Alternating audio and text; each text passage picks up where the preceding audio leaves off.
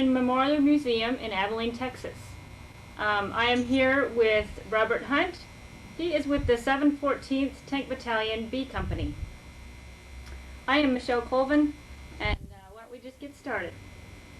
Mr. Hunt, why don't you tell me where you were born and your date of birth and a little bit about your parents and your childhood. I was born in Detroit, Michigan, on March 16th, 25. Just normal,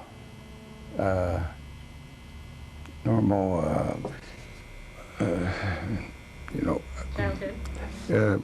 Neighborhood where I grew up. Later on, I spent 4 years in a military school,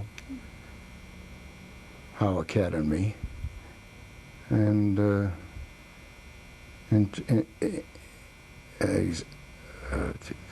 also, as my father was the general manager of the Chrysler tank arsenal located in Warren, Michigan.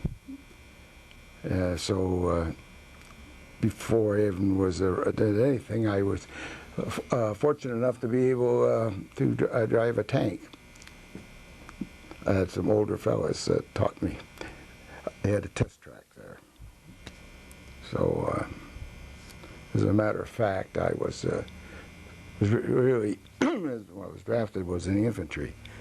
But I asked to be transferred, so I was accommodated. And that's about all I can think about. So you were drafted in the Army? Yes, I was drafted. Where were you when Pearl Harbor was bombed? High school, right about noon. I always remember that. That's you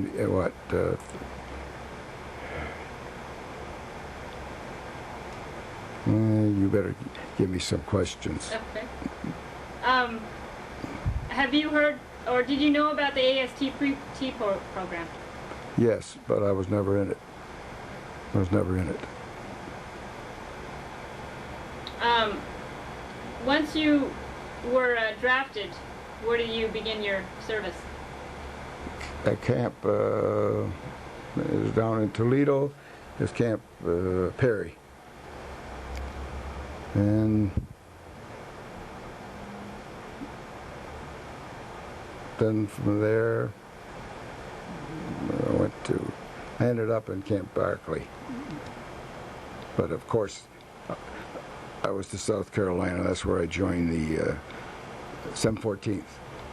And then we were joined with to be part of the 12th Armored. So tell me about your experiences in Camp Barkley. Mostly the things that I can remember is that very small town, and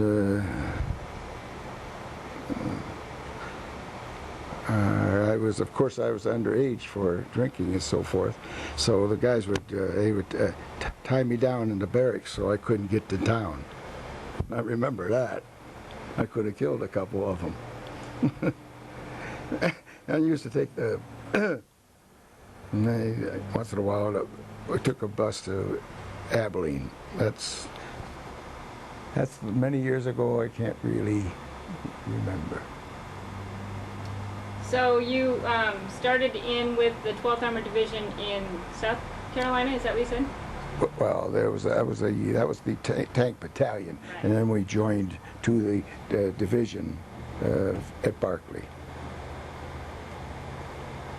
What was your experience like going overseas on the ship? That's a difficult question because I can't. I just mean the only time I was, it would bother us, maybe me, when they shut the hatches, and because no smoking, so they at nighttime, so boom, you're in there. If they get hit, that's the end of it.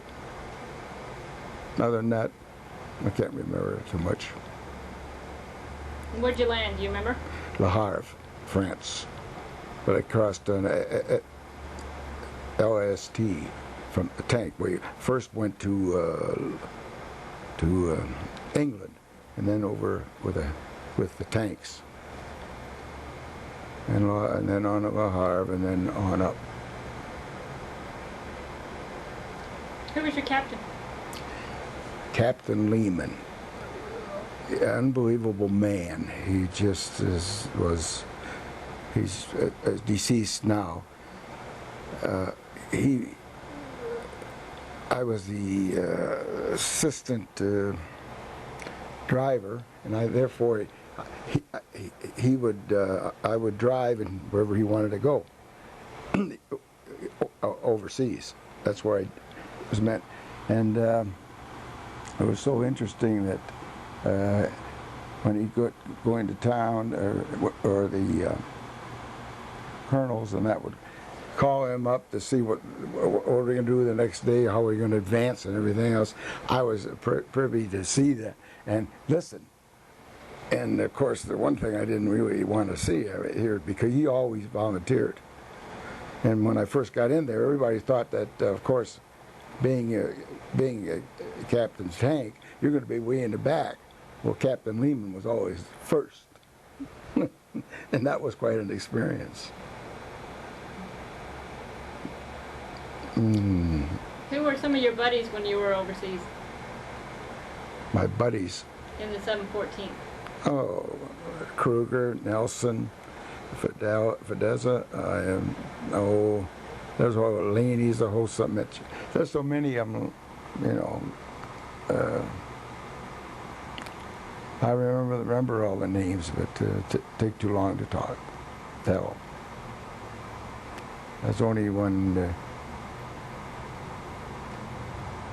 Not much more to say, other than we were meaning Captain Lehman, and the other, there's five in a tank.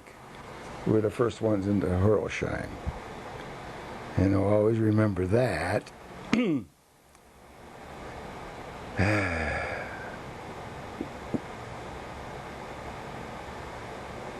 We were sent in to get some of the infantry, 56 and others.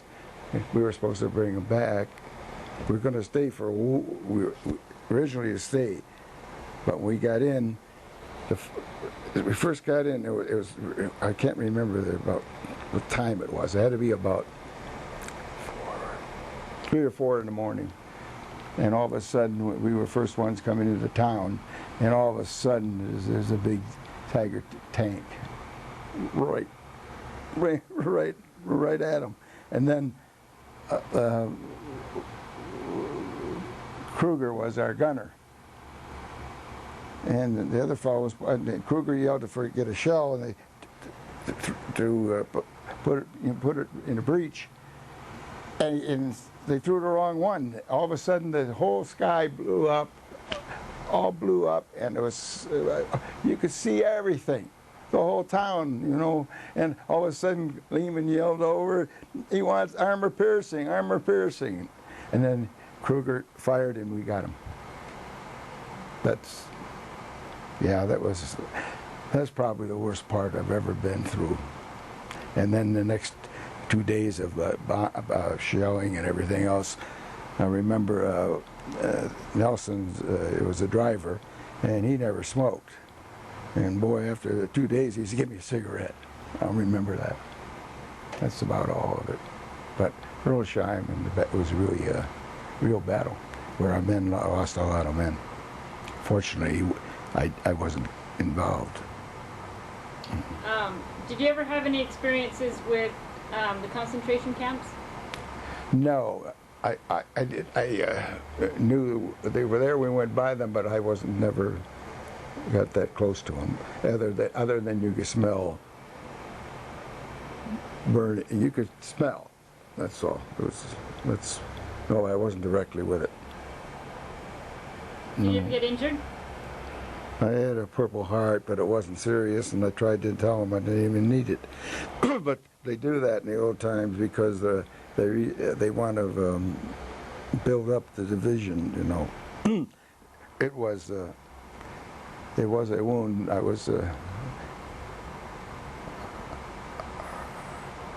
don't know, might as well be truthful. You could see the Germans across the ring. Well, of course, that's the first, when we first got in, the first time I ever saw Germans, you know, directly. And everybody were outside the tank. Of course, don't forget now, it's our first battle or anything. We're outside making coffee, and they really showed us. So everybody hitting the ground, you know, and I put my hand over Lehman, you know, and I got cut up all through here, and that's a true story. Not one to brag about, but that's a true story. So what was your best experiences during the war? Do you remember? You mean when it was over? Well, we had, you could go after fraternization, you know, when you could associate with the Germans and the girls. They had a dance, and they had German prisoners who would play the music for us, and they had machine guns on each side of the stage. That's something really funny, because I said, that's what they did. That's nothing I could say. There isn't much. Do you remember where you were when they announced that the war was over?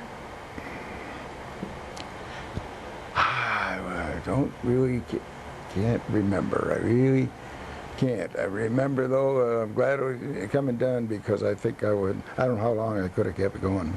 I can say that, because you just come to the end, and you can hardly take it anymore. And I sure didn't want to break down. But then all of a sudden it stopped. That was the worst part. We knew it was going to end. We knew it, but we didn't know what day. You know, so that last week was really tough on everybody, because we all knew we almost made it, but we're not quite home yet. That was the best part. Did you have to serve with the Army of Occupation? No, I was there maybe a few months, but that's all. No. And what were you doing for that? Guarding bridges.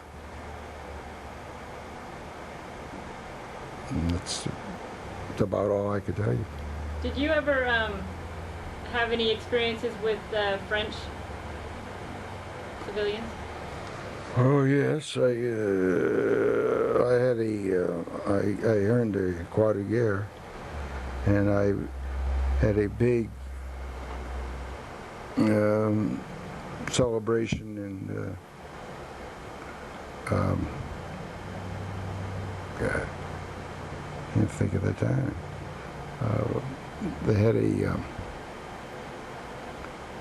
we got decorated. Some individuals, they gave us medals, and they had a big party, everything for 2 days. And then I can remember one thing is that I got the medal. I never really looked at it, and of course, because the war was going on, it says World War I.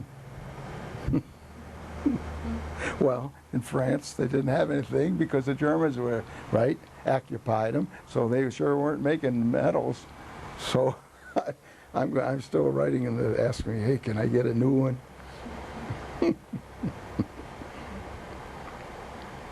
Well, what can you say that how the war changed your life, changed you? Well, you grow up very fast.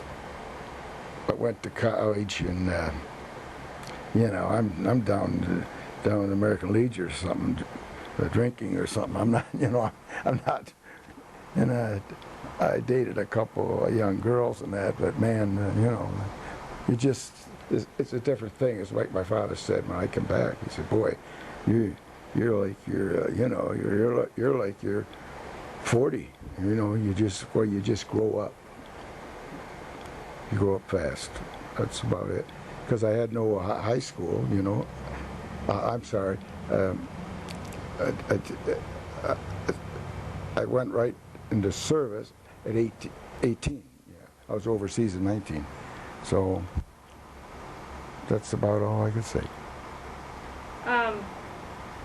One other question that I have: what do you think your war experiences? What experiences would you like to pass on to the future generations? Ooh.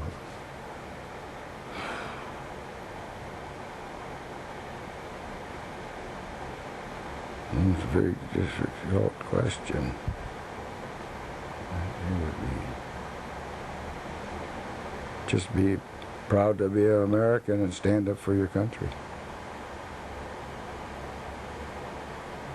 And honor the flag. And a lot of people died for it, so we continue to be free. That's about all. Well, thank you very much. Aaron, do you have any questions? You're welcome. All right, well, thank you. Thank you.